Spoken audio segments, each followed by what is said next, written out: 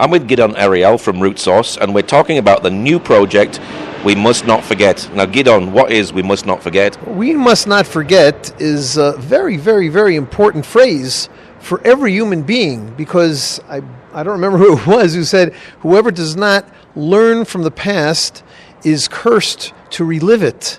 And there's no curse worse than recent history, which of course was the Holocaust. So the story is that I very quickly met a Holocaust survivor rabbi, 95 years old, and I saw that he had an autobiography that he had written but not really published, and it was in Hebrew. So I decided that I would translate his autobiography into English so that English speakers, Christians and Jews, and all English speakers of the world would be able to read his story. Rabbi Eliyahu Dermer is his name. So we've recently published his book, and I came up with the realization that there are about 100,000 Holocaust survivors still alive in Israel, about 100,000 in the rest of the world as well. Many of them have written their autobiography in English. Many more, in Israel at least, have written their autobiography in Hebrew. But anyone who saves a single life is as if they have saved an entire world. And even if I managed to publish a single Holocaust survivor's autobiography, that would have been lost to the ages otherwise, then I consider that an amazing gesture. And more than just a gesture, we're really saving lives here. Saving a life story is like saving a life. And we are planning now, through We Must Not Forget, to publish 100 Holocaust survivors' stories with the help of great people like your listeners. So is Rabbi Dermer still alive today, and is he active today? It's really incredible. I met him because I'm a subscriber to a pro-Israel Christian organization's newsletter, and all of a sudden I saw a 5-second video with this rabbi with, black and white clothes, Mea Sharim, saying, "Thank you, Christian friends of Israel." And that sounded a little bit weird to me, but I checked him out and I looked out for him, and I finally found him, his name, his address. I went to visit him. Every morning, he spends about 4 hours studying the Torah in order to prepare for a Torah lesson that night. 3 evenings a week he drives. He doesn't drive himself. They pick him up in a taxi. He drives all the way to Ma'ale Adumim, about a half-hour drive from his home, and he gives a Torah lecture 3 times a week. Absolutely incredible. God has blessed him immensely. What's a little bit of his story about escaping the Holocaust? Rabbi Dermer's story. Oh, you'll have to read the book. It's coming out in a few weeks. He was about 8 years old. He had to, he was in like a ghetto. He had to steal food from outside. He went outside, pretended he wasn't Jewish. Similar stories to ones that people are familiar with, these kinds of stories. No, but like I said, everybody has a different story. And he was not with his family for years at end. He had a number of brothers and sisters. Most of them died, and some of them even succeeded in surviving together with him. They ended up in the land of Israel, and part of his story is how he was part of the Jewish people who returned to the land of Israel in order to rebuild the land. And that is what the name of his book is about, Through Faith and Fire. Because of the faith that he had throughout the fire of the Holocaust, he was able to finally not extinguish that fire, but turn it towards a way that we ultimately see the incredible state that we are in today. How important is it to collect these stories?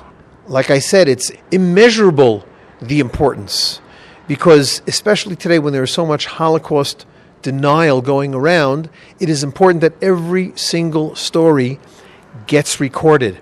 And I can't do it myself. So I'm looking for individuals, churches, schools that recognize how important this is and want to be part of saving a Holocaust survivor's life's story. And that is what we're going to do. If anybody is interested, I am sure you'll ask me again, but I'm already saying that if you are hearing this interview and you are interested in being one of the few people, it's very exclusive, only 100 stories, and each story is going to be in its own book. If you are interested in being one of those lifesavers, then please contact me at wemustnotforget.org. And I hope that we will be able to connect, and I will help you to find the people who will be able to adopt and sponsor this Holocaust survivor's story, one of the 100. So you're doing 100. How many do you have at the moment, and what are some of the stories that you're looking at to be doing in the future? Like I said, we just recently finished our first. My own father was a Holocaust survivor, so I'm going to be publishing his story as well. And I'm right now negotiating with a municipality here in Israel that about 10 years ago interviewed and published the life stories of about 20 Holocaust survivors and a few more. And that's what I'm working on now, both to find the Holocaust survivors. Like I said, I have today about 25, and I'm sure that within a month or two I'll be able to find sources for all 100. And I also have about 20, mostly Christians, who are fascinated and honored to be part of this, and they're going to be working on raising the funds to publish these books.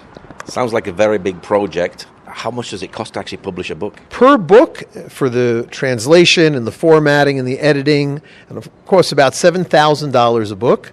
My vision is that, of course, if somebody can cover that themselves, they are totally invited to.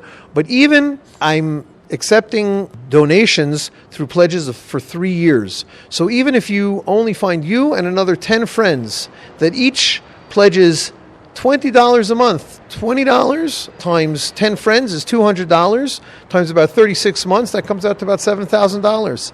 Only $20 a month. And if there's 20 friends, only $10 a month. I really believe that this is one of the closest ways that a regular person, I'm not talking about somebody who's getting a doctorate in Holocaust history, a regular person whose heart goes out to Holocaust survivors, this is the easiest way that they can actually save such a person's life story. Yad Vashem is the Holocaust Museum. Are they sort of involved in this? Yad Vashem, of course, which is the official Holocaust memorial center of Israel and the biggest in the entire world, has as one of its projects to help people publish Holocaust survivors' stories. So we're working together with them in order to do this. That's absolutely right. And hopefully you'll make a lot of money out of this.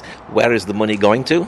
Root Source, which is the nonprofit organization that is sponsoring We Must Not Forget, is a nonprofit organization, and we're not making a lot of money out of this. We're barely making enough to keep ourselves around, but we are definitely going to be giving from the books that will be sold. A portion of the proceeds of the books that will be sold will be donated to Holocaust survivor humanitarian efforts.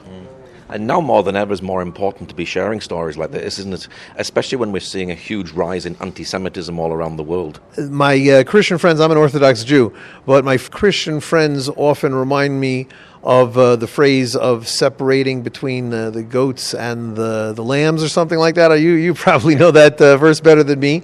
And now is the time for people to recognize that either you are on God's side or you are against God.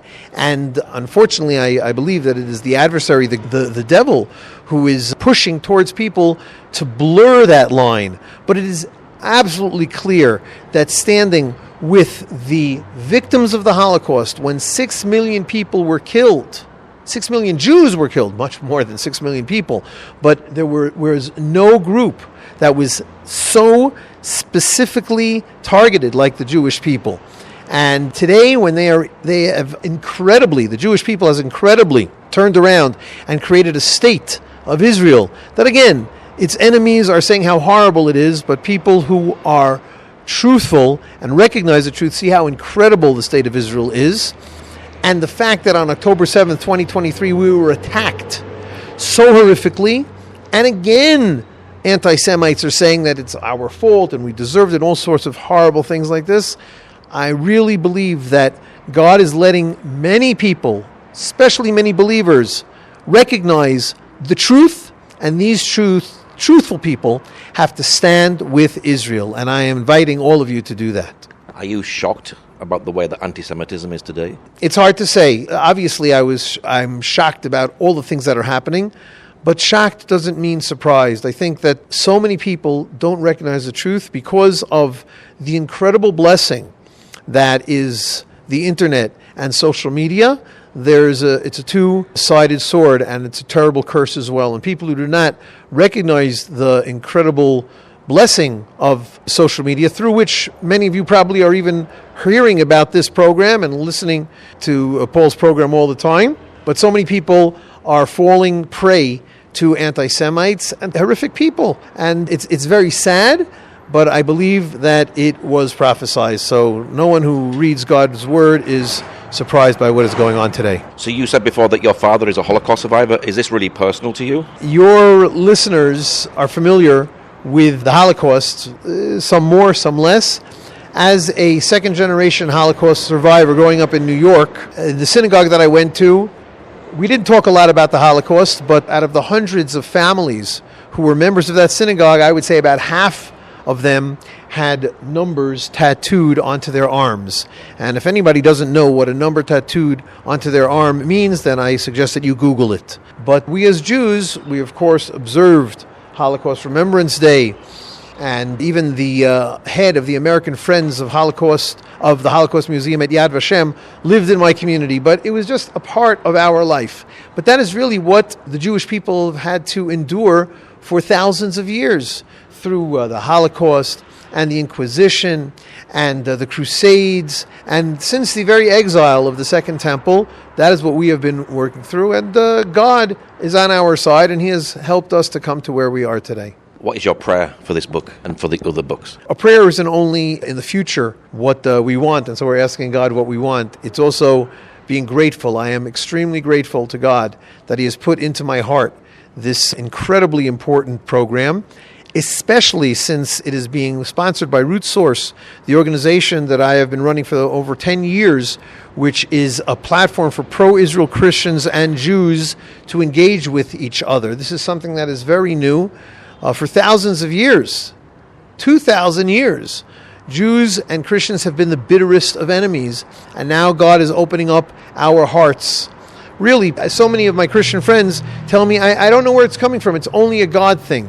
And so I'm grateful that God put that God thing into my heart, and I'm grateful for Him that He was putting this into His heart. And I am, of course, praying for the success of this program through God's help, but God will find the agents to help this program go on, and it is, of course, just a question of money. And I don't know if we're going to be able to succeed. We've already succeeded in the first book, and we are soon going to succeed in the second and the third and the 10th and the 20th and the 50th and the 100th.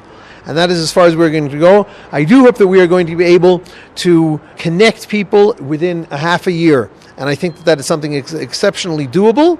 And I am grateful to God and thanking Him and thanking you, Paul, for helping get this word out. And what's your website for people who'd like to know more about what you're doing and perhaps even want to give, and even give a little bit so that they can give monthly to make this a success? We are looking for people who are going to stand out and say, I am going to be a team leader with Gidon. I think that I have more than 20 friends. I might be a church leader. I might be a school leader. And I'm going to be able to find the people who recognize how important this is. So please go to my website. I'm not sure as of today if it's yet ready. It's called www.wemustnotforget.org. That's all one word. And if the site isn't ready yet, then please look up Gidon Ariel at Root Source, and you will find me and reach out to me. And of course, through Paul, he also knows my number. Well, Gidon, thank you very much for sharing today. Thank you very much, and thank all of your friends. God bless.